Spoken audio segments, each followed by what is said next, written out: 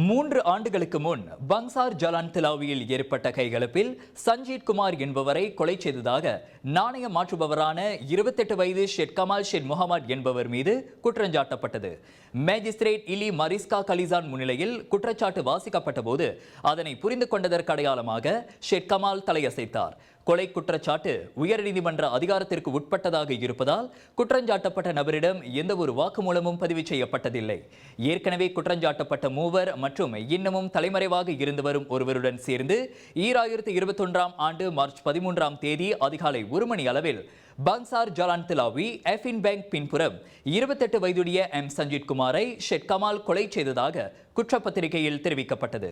அந்த குற்றச்சாட்டு ஜூன் 17 தேதி மறுவாசிப்புக்கு செவிமடுக்கப்படும் என நீதிமன்றம் நிர்ணயித்தது.